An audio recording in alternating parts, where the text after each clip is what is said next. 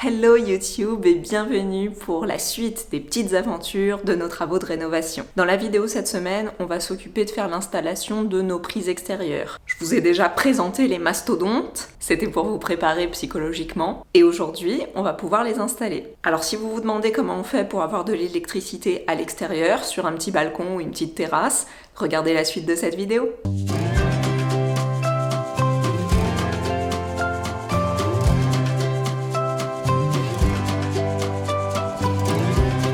Pour faire passer de l'électricité à l'extérieur, on va utiliser des tubes IRO. Alors vous allez me dire, c'est quoi ça encore Audrey, les tubes IRO? Tu nous inventes des nouvelles choses tous les jours. Les tubes IRO, c'est ça. C'est en fait un tube en plastique qui va nous servir de goulotte pour nos prises extérieures. Pour ces tubes, c'est comme les gaines, il y a plusieurs tailles. En général, on choisit le tube qui correspond au diamètre de la gaine. Si on doit le connecter avec une gaine de 20, on choisit un tube de 20. Si on doit le connecter avec une gaine de 16, on choisit le tube de 16, etc.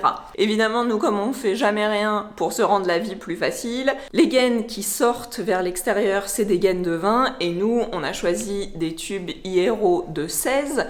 Parce qu'on n'avait pas envie d'avoir des tubes de super gros diamètre qui couraient le long de la façade extérieure. Ça, c'est une gaine de 16 et un tube IRO de 16, et normalement, quand on a choisi le bon diamètre, les deux s'imbriquent parfaitement. Ce petit bout en collerette permet de faire rentrer la gaine à l'intérieur du tube. Nous qui avons choisi de la gaine de 20, alors pourquoi on a choisi de la gaine de 20? Parce que à l'intérieur de cette gaine, c'est pas du fil électrique qu'on va faire passer, c'est du gros câble noir, le même qu'on a utilisé pour nos prises de sol. Donc comme ça prend un chemin un peu sinueux pour sortir, on avait peur qu'en mettant de la gaine de 16, le câble noir, on n'arrive pas à le passer à l'intérieur de la gaine une fois qu'elle allait être positionnée. Donc pour sécuriser le truc, on a pris de la gaine de 20, sauf que forcément la gaine de 20, ça s'emboîte pas dans le tube IRO de 16.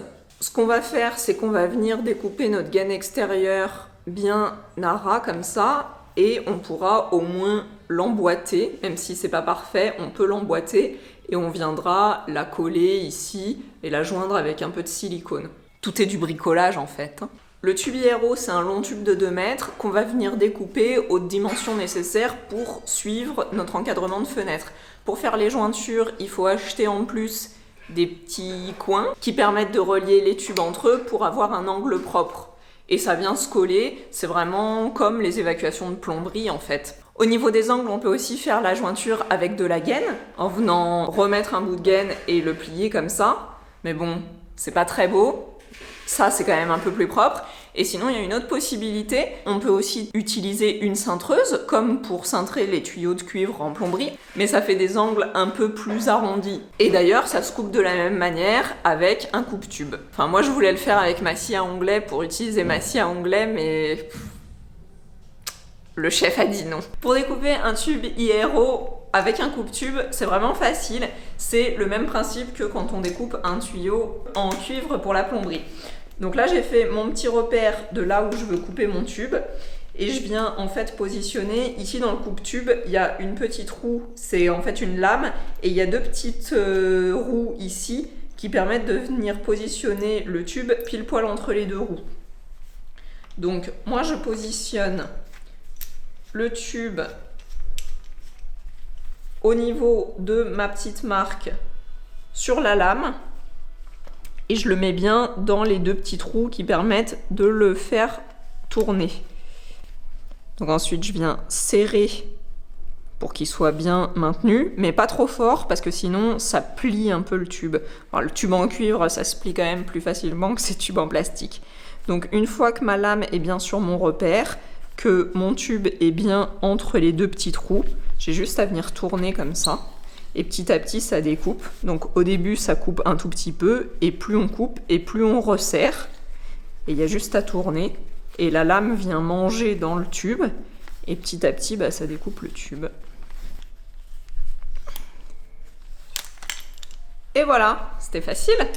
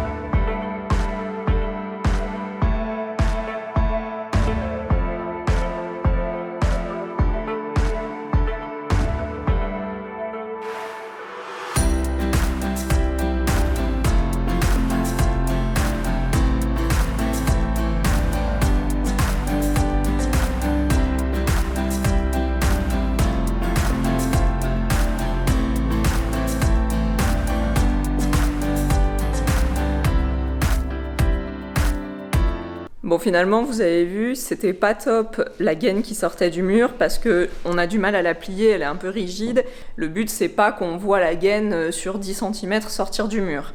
Donc je me suis dit, ce serait mieux si on pouvait arriver à mettre une gaine de 16 au lieu de la gaine de 20 à travers le mur, sauf que comme les gaines, on les a fait passer le jour où ils sont venus poser les fenêtres, j'avais peur que ce soit pas possible d'interchanger les gaines. Donc ça fait 1 heure que je suis en train de dire à Stéphane, il faut qu'on trouve une méthode, parce que tu comprends, si on enlève la gaine de 20 et qu'ensuite on met celle de 16 et qu'elle passe pas, ça va être la galère, on n'aura plus de sortie pour nos prises extérieures. Et le gars, il arrive avec sa gaine de 16, il enlève la gaine de 20 et en genre 10 secondes, il a réussi à la faire passer. Du coup, ça donne ça. Bon, il dit qu'il s'est aidé du tire-fil en acier pour passer la gaine à l'intérieur, mais quand même, il a fait ça hyper vite, c'est fort. Maintenant, la question c'est, est-ce qu'on va réussir dans cette mini-gaine à passer notre câble noir pour aller alimenter la prise extérieure ?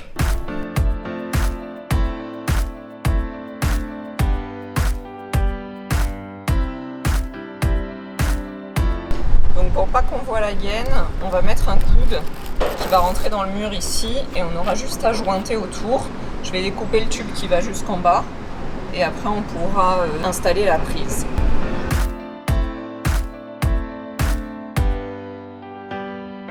Donc je vous ai déjà montré les prises extérieures qu'on allait mettre sur le balcon, c'est ces gros machins. C'est le même type d'équipement électrique qu'on peut positionner à proximité d'une douche ou d'une baignoire dans une salle de bain. Vous vous rappelez quand on a parlé des volumes de la salle de bain, je vous parlais des équipements qui ont des indices de protection contre l'eau, et ben c'est ce type d'équipement-là. Ces prises-là, c'est des IP66. En fait, on dirait IP66 si on parlait correctement. IP, ça veut dire indice de protection. Et les chiffres, donc 6 et 6, ça indique le niveau de protection. Le premier chiffre, c'est le niveau de protection, l'indice de protection contre les solides, notamment contre la poussière. Ça va de 0 à 6, donc 0 c'est le niveau le plus bas, il n'y a pas du tout de protection, et le niveau 6 c'est le niveau maximal, donc c'est complètement protégé, intégralement protégé contre les poussières. Le deuxième chiffre, c'est l'indice de protection contre l'eau. Pour l'eau, ça va de 0 à 8, donc le niveau 0, pareil, il n'y a pas du tout de protection. Et le niveau 6, comme on a acheté nous, c'est la protection contre les forts jets d'eau qui proviennent de toutes les directions. C'est le niveau maximal, on va dire, dont on a besoin dans un appartement, parce qu'ensuite les niveaux 7 et 8, c'est des protections contre l'immersion de ces équipements électriques. Et franchement, dans un appartement, il n'y en a pas vraiment l'utilité. Donc c'est hermétique, ça se ferme, il y a un petit joint d'étanchéité tout autour, et ensuite ça vient se fermer et se clipser. Et comme ça, on peut laisser quelque chose de branché à l'extérieur en étant sûr qu'il n'y aura pas de projection d'eau au niveau de la prise et de la fiche. Pour ces prises-là, on ne met pas du fil électrique normal, les petits fils comme on a mis dans le reste de notre installation électrique, on va mettre ces gros câbles-là. En fait, c'est la même chose, à l'intérieur, c'est les 3 mêmes fils, rouge, bleu et vert et jaune, sauf que ceux-là, ils sont déjà plastifiés, ils sont déjà gainés avec une gaine plastique intégrée, comme ça ils sont déjà isolés. Il faut choisir le trou par où on arrive, ça s'enlève facilement. Ah, Il n'y a pas besoin de les casser en fait, tu l'enlèves ou tu le remets. L'eau peut quand même s'incruster par là, admettons que si tu poses ton boîtier comme ça contre un mur, derrière si l'eau vient ruisseler le long de ce trou, ça peut créer un problème d'isolation. Ces raccords en fait permettent de faire l'étanchéité entre le câble et la boîte. Donc, joint d'étanchéité, il va venir faire pression depuis l'extérieur. Donc, il va falloir, avec l'écrou, venir serrer en fait le raccord.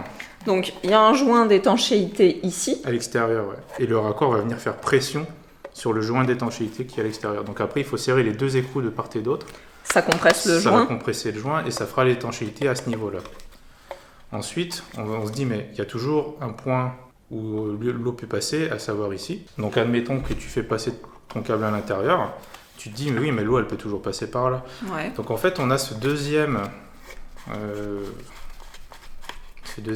écrou en fait qui va venir serrer ce joint, qui va venir en fait en serrant compresser le joint caoutchouc et le câble ne pourra plus bouger. Regarde par exemple là tu vois aujourd'hui il bouge. Donc là je vais venir visser à l'intérieur très très fort et là. Et ça abîme pas le câble? Non, c'est du joint caoutchouc qui va venir s'auto-compresser et venir faire l'étanchéité à l'air et à l'eau. Donc là aujourd'hui, si tu jettes de l'eau dessus, normalement, il n'y aura pas d'eau qui va venir se mettre dans la boîte.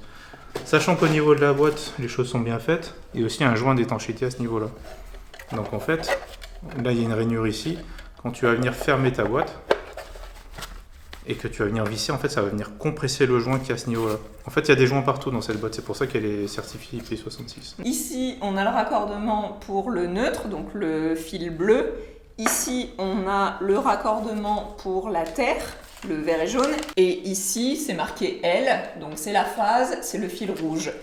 Et vous allez me dire, oui, mais on a ça, comment on fait? Et bien ça, on va venir le dénuder pour mettre à jour chaque fil, un par un, pour pouvoir venir les insérer à leur place respective.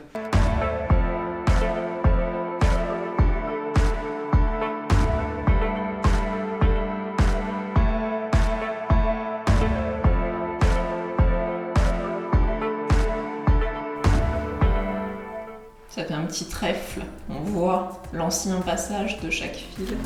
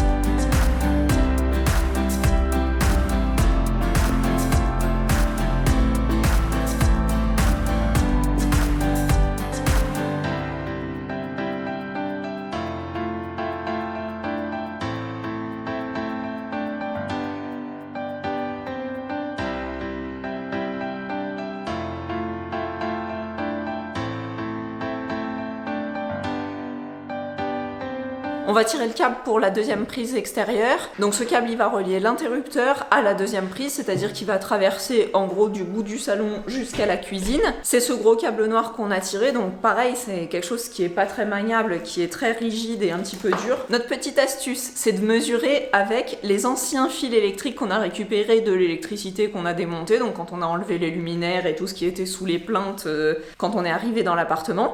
Donc ce qu'on va faire, c'est qu'on va dérouler ça, mesurer avec ça tout le long du mur jusqu'à la prise extérieure, et comme ça, on aura la longueur exacte pour reporter sur notre câble difficile à manipuler. Pour la deuxième prise, on va utiliser la collerette. Avec la collerette, ça donne ça. Ça fait un petit serpent qui sort du mur. Bon, je sais pas si c'est fou en fait. On va voir ce que ça donne avec un coude. Et avec un coude, ça donne ça. Bon, je pense que c'est quand même mieux parce qu'au moins le coude, il rentre directement à l'intérieur. Et on peut venir jointer tout autour, ça fait genre mieux isolé.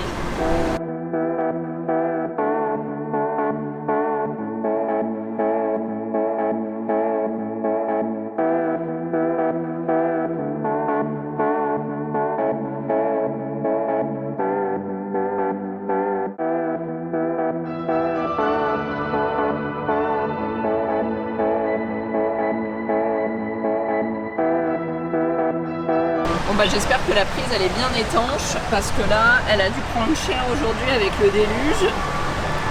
Oh là là là là. Il va vraiment falloir qu'on les accroche là. J'ose même pas l'ouvrir, je vais attendre qu'elle sèche. Parce que là c'est la cascade.